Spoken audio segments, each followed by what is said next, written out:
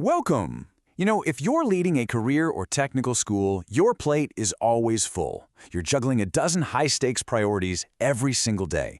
But there's one that never, ever sleeps, with absolutely no room for error. And that's institutional compliance. It's kind of like the silent engine that can either power your school's growth or bring everything to a grinding halt. So today, we're going to break down exactly how to master it. All right, here's our game plan. First, we're going to tackle what we call the compliance mountain, just to see how big it really is. Then, we'll get real about the high-stakes risks of trying to climb it all by yourself. After that, we'll introduce the idea of an expert navigator and lay out a blueprint for success. And finally, we'll show you how getting this right can transform compliance from a huge burden into your biggest competitive advantage. So, let's start our climb. It's really tempting to look at compliance as just a one-time thing. You get approved, and you're done, right? Well, the reality is, it's a whole lot more demanding than that. This quote right here, it absolutely hits the nail on the head. 24/7 isn't just about being available. It's about the fact that regulations can change in a heartbeat, student issues can pop up out of nowhere, and reporting deadlines are always looming. It's a continuous cycle, not some task you can just check off a list. And that leads to this huge misunderstanding. Getting that initial approval to operate from the state, man, it feels like you've reached the summit. And look, it is a massive victory. But in reality, you've just made it to base camp. The real climb, dealing with all the ongoing operational demands and constantly shifting regulations, has only just begun. And underestimating that climb? That can have some really serious consequences. When you try to navigate this super complex landscape all by yourself, you're not just risking a stumble, you're risking a fall that could jeopardize your entire institution. And the risks, they just pile on top of each other.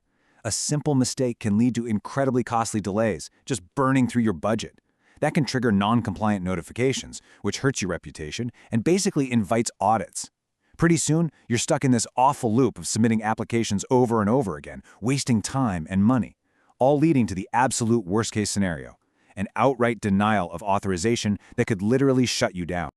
Okay, so we've seen the mountain and we've seen the risks. It can feel pretty daunting, I get it. But this is where the story pivots. You don't have to make this climb alone. There's a smarter and frankly much safer path to the top. You're basically at a crossroads. One path is this tangled, uncertain struggle. The other, it's a clear path forward. This is that turning point where we stop focusing on the problem and start looking for the solution. This question really gets to the heart of it, doesn't it? It's not about whether you can technically do it yourself. It's about the true cost of doing so. I mean, what's the real price of those delays, those repeated submissions, those sleepless nights? When you add it all up, is that risk really worth it? This slide just lays it out perfectly. On the left, you're basically lost in a maze, just reacting to problems as they pop up. But on the right, working with an expert guide totally changes the game. It's not just about fixing problems anymore. It's about proactively avoiding them, building systems that last, and empowering your whole team for the long haul. So, if you decide to take the path with a guide, what should you even be looking for? What does a really effective partnership actually look like? It's not just about hiring some help, it's about finding the right kind of support.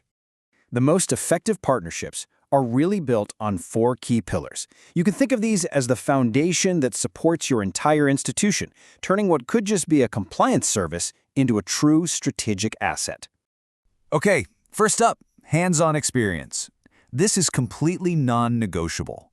You need partners who haven't just read the rulebook, but have actually lived it. From inside institutions just like yours, and, this is crucial, from inside the regulatory agencies themselves.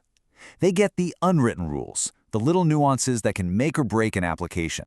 Second, you need scalable solutions. A compliance strategy for a tiny startup is going to be completely different from one for a huge multi-campus institution, right? A true partner doesn't give you a one-size-fits-all package. They tailor their support to your specific size, your needs, and where you're trying to grow. The third pillar is something called fractional support. The regulatory world is always changing. So instead of the massive overhead of hiring a full-time compliance officer, this model gives you on-demand access to top-tier experts exactly when you need them. It's the most agile and cost-effective way to stay ahead of all that change. And finally, all of this rests on a strong foundation. The goal isn't just to be compliant, it's to be sustainable. The best partners help you build solid business fundamentals right into your operations, making sure your institution is structured not just to survive, but for real long-term growth. So, let's bring this all home. The ultimate goal of mastering compliance, it isn't just about staying out of trouble. It's about transforming a defensive necessity into a powerful competitive advantage. And here it is, the ultimate payoff. Rock-solid compliance is not a cost center, it's a growth engine. It builds trust with students and parents, and that drives enrollment. It builds credibility with regulators, which is absolutely essential for keeping your eligibility for critical state and federal funding. In short, compliance becomes the very bedrock of your success. So we'll leave you with this to think about. What is the one process that's holding your institution back from getting to that next level of growth? And what if the key to unlocking it isn't some new program or a bigger marketing budget, but a mastery of the very foundation we've been talking about today? Thanks for joining us.